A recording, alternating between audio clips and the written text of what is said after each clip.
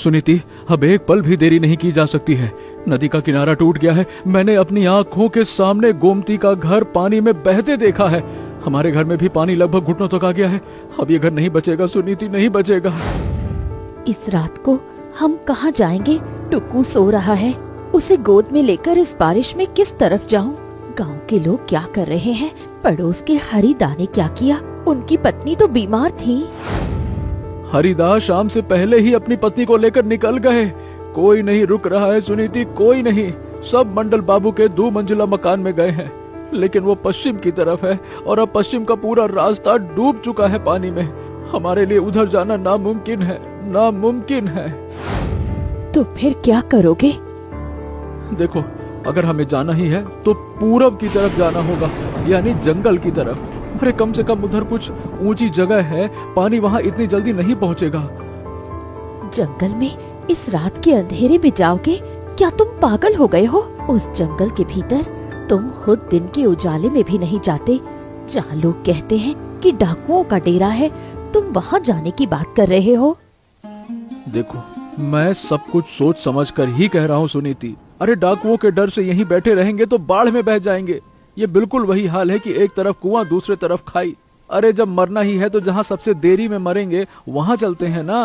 अरे डाकुओं का बाद में देखा जाएगा, पहले बाढ़ से तो बचे। अब इन दोनों में से किसी एक को चुनना होगा। अरे कम से कम डाकू इंसान तो हैं, ये भी तो सोचो। हाथ जोड़ने पर शायद कुछ रहम खा जाए। अरे जान से ना माने तो गुलामी करवा लेंगे। मैं कुल्हाड़ी ले रहा हूँ, और सुनो, एक बढ़िया मस्त दरात भी ले लो, हंसिया। ठीक है, लेकिन मन ही मन भगवान को याद कर लो।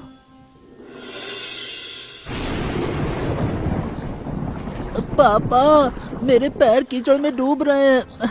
मैं और नहीं चल पा रहा हूँ। हम कहाँ जा रहे हैं? हमारा घर कहाँ है? अरे बेटा, घर पानी के नीचे डूब गया है बाबू। अब हमें रहने के लिए नई जगह ढूंढनी होगी। पापा, क्या इस जंगल में बाघ है? माँ कहती है कि जंगल में भूत और डाकू रहते हैं। मुझे डर लग रहा है पापा। अरे मेरे बेटे, डरने की कोई बात नहीं है रे बाबू। पिताजी है ना, और भूत भूत कुछ नहीं होता है। माँ तुझे बस डराती है ना? अजी, सुनते हो? इसका शरीर मुझे गर्म लग रहा है। बारिश में भीगने की वजह से कहीं ठंड तो नहीं लग गई? जल्दी से रहने के लिए कोई जगह ढूंढो। कोशिश तो कर रहा हूँ सुनीति, अब क्या कहूँ। इस कीचड़ में चलना आसान बात थोड़ी है, लेकिन रुकने से काम नहीं चलेगा। आगे बढ़ना होगा। चलो चलो चलो। पापा, मैं बड़ा होकर ना तुम्हारी तरह लकड़हारा नहीं बनूंगा। मैं पक्का मकान बनाऊंगा जो कभी पानी में नहीं डूबेगा। मैं तुम्हें और माँ को उसी घर में रखूंगा।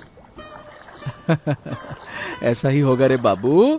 तू पढ़ लिख कर ना बड़ा आदमी बनेगा, बड़े बड़े पक्के मकान बनाएगा। वो देखो, सामने शायद कोई ऊंची जगह दिख रही है। वहां हम थोड़ी देर आराम कर सकते हैं।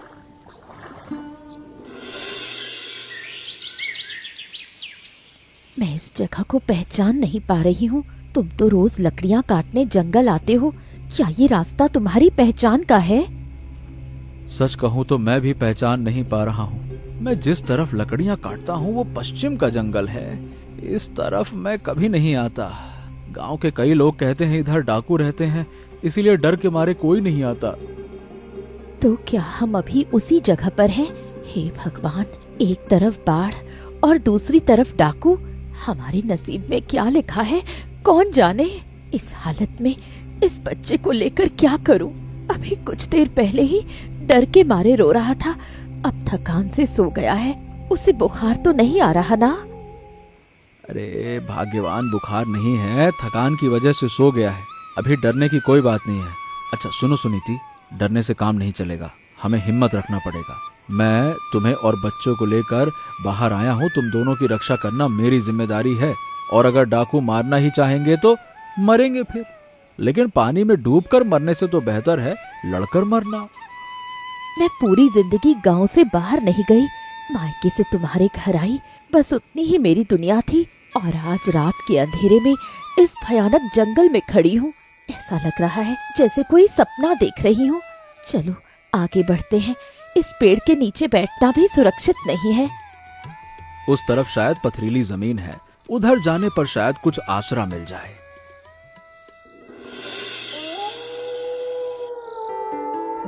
अरे कौन हो तुम लोग? इस रात में यहाँ क्या कर रहे हो? जानते नहीं ये किसका इलाका है? तुम्हारे हाथ में क्या क्या है? क्या कुल्हाड़ी?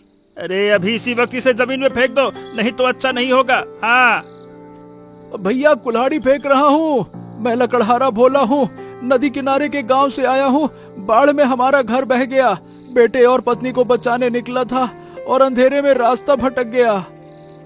अरे हम किसी की बात पर भरोसा नहीं करते। यहाँ कितने ही लोग जासूसी करने आते हैं। हालांकि तुम्हारा चेहरा देखकर नहीं लगता कि तुम लोग खतरे वाले हो, लेकिन ये सरदार को समझना होगा। चलो तुम्हें सरदार के पास ले चलते हैं। भागने की कोशिश मत करना, चलो। भागेंगे नहीं भैया, कहाँ भागेंगे? पीछे पानी है, सामने तुम लोग, चारों तरफ रास्ता बंद है। और सरदार के सामने सब कुछ बताना होगा। चलो। सरदार, जंगल में एक परिवार मिला है। ये लोग खुद को लकड़हारा कह रहे हैं कि बाढ़ में घर बह गया और रास्ता भटक कर इधर आ गए हैं।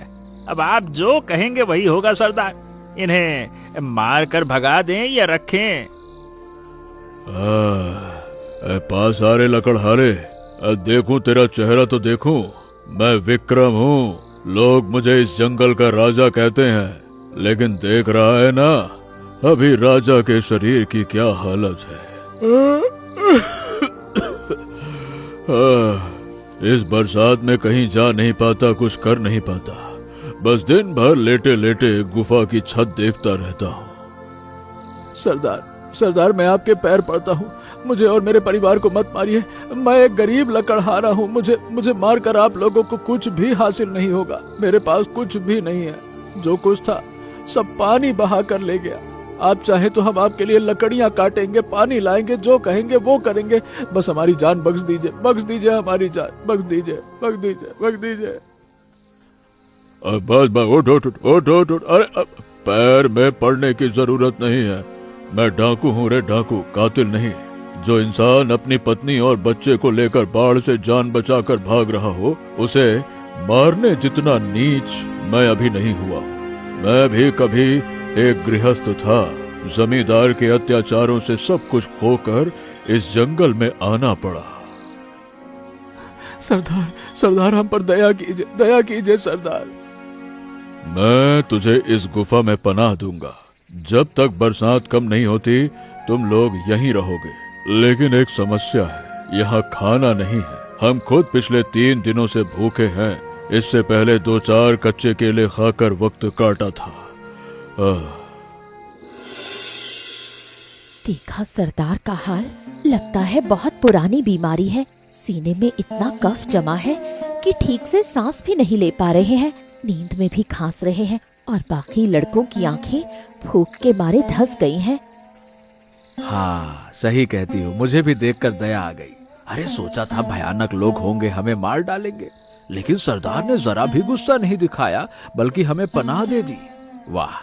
लेकिन ये बताओ सुनीति, सबके खाने का इंतजाम कैसे करेंगे? हम भी भूखे हैं, हमारे पेट में भी तो आग जल रही है। सुनो, एक बात कहती हूँ। मेरी माँ ने मुझे सिखाया था कि जंगल में बहुत सी साग सब्जियाँ मिलती हैं। बचपन में मैं माँ के साथ जंगल आती थी। माँ दिखाती थी कि बरसात में जंगल में कितना साग मिलता है। अगर मैं इस गुफा के भीतर एक रसोई बना सकूं तो सबको खिला पाऊंगी। हैं? गुफा के अंदर रसोई कैसे करोगी भला? चूल्हा कहाँ है, बर्तन कहाँ है, ना तेल ना मसाला, किस चीज से पकाओगी बताओ?